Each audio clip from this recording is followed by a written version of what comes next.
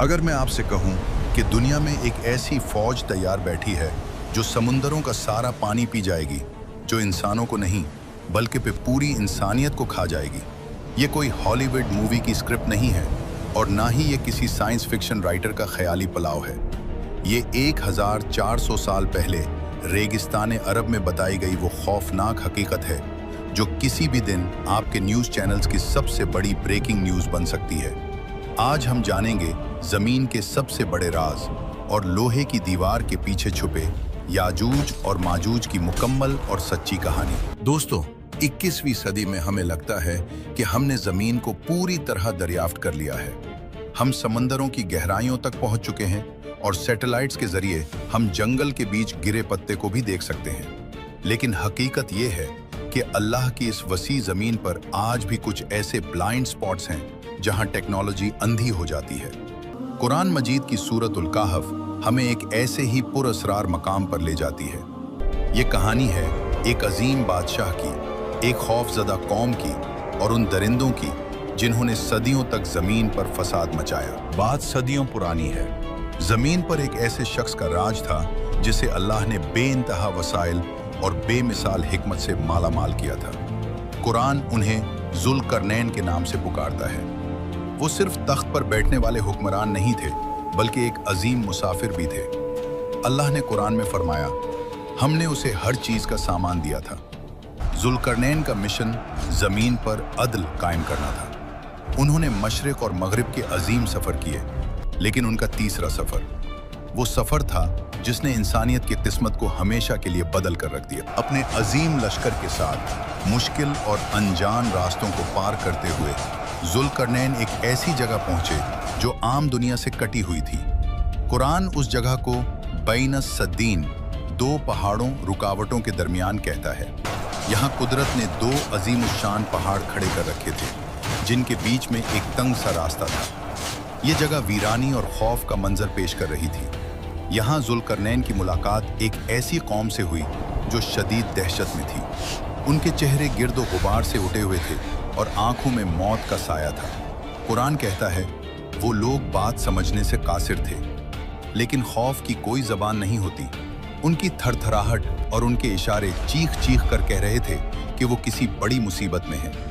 जब जुल्करनैन के तर्जुमानों ने बड़ी मुश्किल से उनसे राब्ता किया तो पता चला कि ये लोग किसी आम दुश्मन से नहीं बल्कि एक ऐसी मखलूक से डर रहे हैं जो इंसानियत के दुश्मन है। उन्होंने कांपते हुए हाथों से उन दो पहाड़ों के दरमियान उस खुले रास्ते की तरफ इशारा किया और फरियाद की, ए जुल्करनैन, उन दो पहाड़ों के इस पार याजूज और माजूज रहते हैं।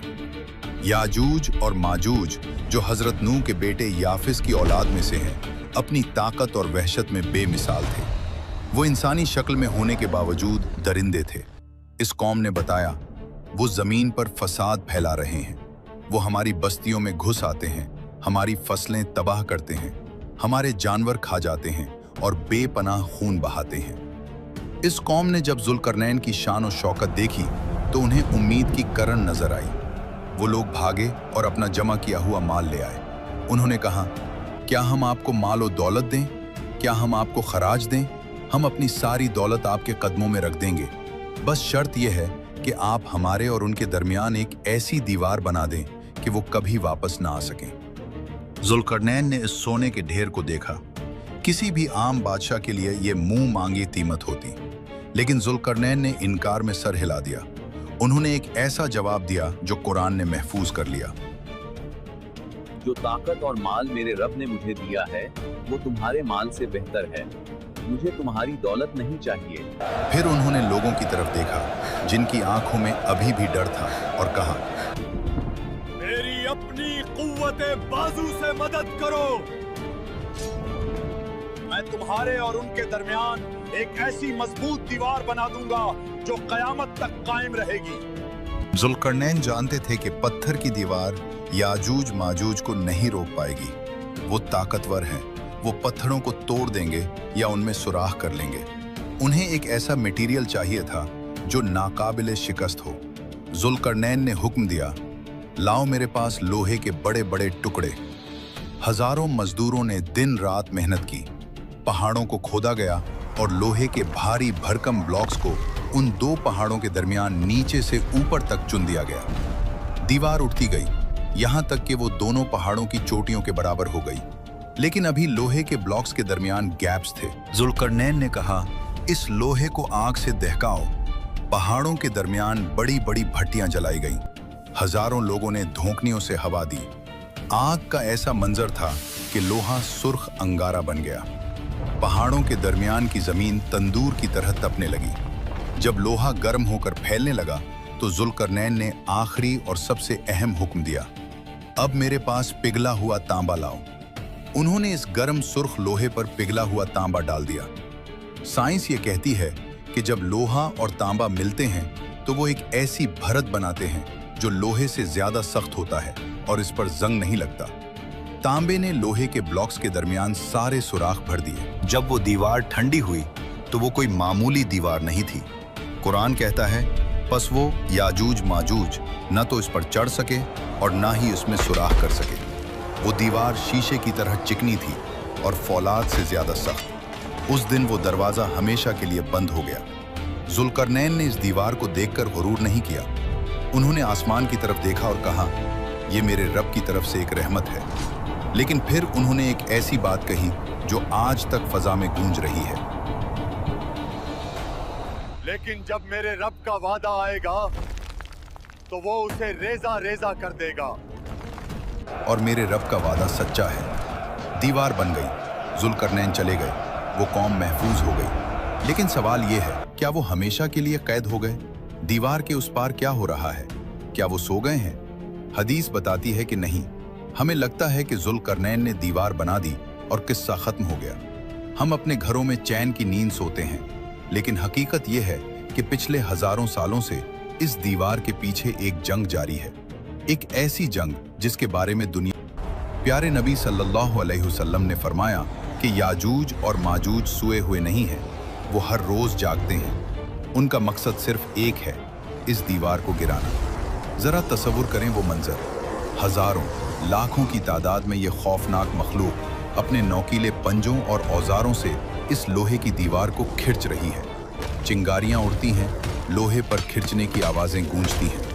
वो सुबह से शाम तक पूरी ताकत से दीवार को तोड़ने में लगे रहते हैं। मेहनत करते करते शाम तक वो इस पॉइंट पर पहुंच जाते हैं कि उन्हें दीवार के पार से सूरज की हल्की सी किरण या रोशनी नजर आने लगती है। वो आजादी के बिल्कुल करीब होते हैं। दीवार बस टूटने ही वाली होती है। तब उनका सरदार कहता है, रुक जाओ,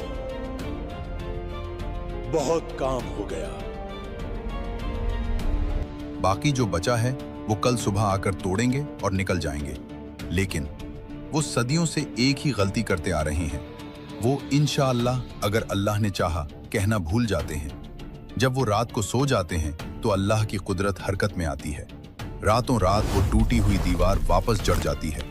सुबह जब वो उठते हैं तो हैरान रह जाते हैं। दीवार पहले से भी ज्यादा मजबूत और सख्त हो चुकी होती है। सदियों से यही खेल चल रहा है, रोज खोदना, रोज इंशाअल्लाह भूलना और रोज अल्लाह का इस दीवार को वापस जोड़ देना। ये अल्लाह का निजाम है कि जब तक वक्त नहीं आएगा ये सैलाब रुका रहेगा। लेकिन दोस्तों, हर कैद की एक मुकर्ररा मुद्दत होती है। कोई जंजीर हमेशा कायम नहीं रहती। एक दिन आएगा जब दज्जाल का फितना खत्म हो चुका होगा। जमीन पर हजरत ईसा अलैहिस्सलाम का राज होगा। दुनिया अमन महसूस कर रही होगी। इसी शाम याजूज माजूज दीवार खोदेंगे। हमेशा की तरह रोशनी नजर आएगी। लेकिन उस दिन अल्लाह उनकी जबान पर एक लफ्ज जारी कर देगा। उनका सरदार कहेगा, चलो बाकी कल तोड़ेंगे इंशाअल्लाह। ये पहली बार होगा कि वो इंशाअल्लाह कहेंगे। अगली सुबह जब वो वापस आएंगे तो दीवार वैसी ही मिलेगी जैसी वो छोड़कर गए थे, टूटी हुई।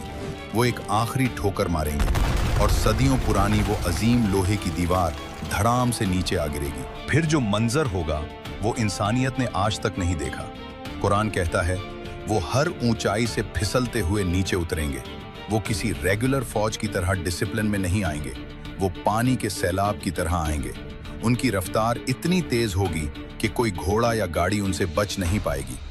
सही मुस्लिम की रिवायत है कि उनका पहला बड़ा गिरोह बहरा तबरिया के पास से गुजरेगा। ये शाम और फलस्तीन के दरमियान एक बहुत बड़ी झील है। पहला ग्रुप रुकेगा और झील का पानी पीना शुरू करेगा।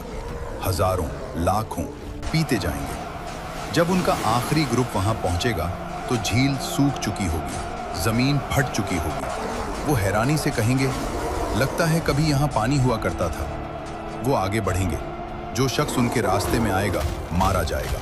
न औरत बचेगी, न बच्चा, न जानवर। वो जमीन को साफ करते चले जाएंगे। लोग अपनी जान बचाने के लिए अपने घरों और किलों में कैद हो जाएंगे।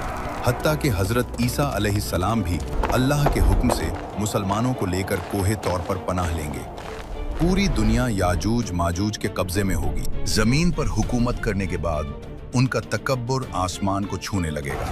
वो कहेंगे, हमने जमीन वालों को खत्म कर दिया, आओ अब आसमान वालों को कत्ल करें। वो अपने तीर और नेज़े आसमान की तरफ फेंकेंगे। अल्लाह उन्हें ढील देगा। उनके तीर खून में लिपटे हुए वापस आएंगे। वो खुश होंगे और जश्न मनाएंगे कि हमने आसमान वालों को कत्ल कर दिया है। उस वक्त हालात निहायत सख्त होंगे। खाने की ऐसी कमी होगी कि एक बैल का सर भी 100 दीनार से ज्यादा कीमती समझा जाएगा। हजरत ईसा अलैहिस्सलाम और उनके साथी अल्लाह से गिड़गिड़ा कर दुआ करेंगे, या अल्लाह, इस अजाब को हमसे दूर कर दे। अल्लाह अपने नबी की दुआ कैसे रद्द कर सकता है? दुनिया की सबसे बड़ी फौज को मारने के लिए अल्लाह कोई एटम बम या फरिश्तों की फौज नहीं भेजेगा। अल्लाह अपनी सबसे छोटी मखलूक को भेजेगा। अल्लाह उनकी गर्दनों में एक बीमारी पैदा करेगा, नगफ। ये एक किस्म का कीड़ा है जो बकरियों और ऊंटों की नाक में होता है। रात के वक्त ये बीमारी फैलेगी और सुबह होते होते सब के सब करोड़ों की तादाद में याजूज माजूज एक साथ मर जाएंगे। हदीस के अल्फाज हैं कि वो ऐसे मरेंगे जैसे एक नफ्स मरता है। हजरत ईसा अलैहिस्सलाम के साथी जब डरते डरते पहाड़ से नीचे झांकेंगे तो हर तरफ खामोशी होगी। एक बहादुर शख्स को नीचे भेजा जाएगा। वो वापस आकर खुशखबरी देगा कि दुश्मन हलाक हो चुका है, लेकिन जमीन पर कदम रखने की जगह नहीं होगी। हर तरफ लाशें और शदीद बदबू होगी। जमीन पर सांस लेना मुश्किल हो जाएगा। हजरत ईसा अलैहिस्सलाम फिर दुआ करेंगे, अल्लाह इस हम लंबी गर्दन वाले बड़े परिंदे भेजेगा। वो आएंगे, उन लाशों को अपने पंजों में उठाएंगे और वहां फेंक देंगे जहां अल्लाह चाहेगा। उसके बाद अल्लाह एक ऐसी रहमत की बारिश बरसाएगा जो मिट्टी के घरों से लेकर खेमों तक हर जगह पहुंचेगी। ये बारिश पूरी जमीन को धोकर शीशे की तरह साफ और चमकदार बना देगी। जमीन को हुक्म मिलेगा, अपने फल उगा और अपनी बरकत वापस ला।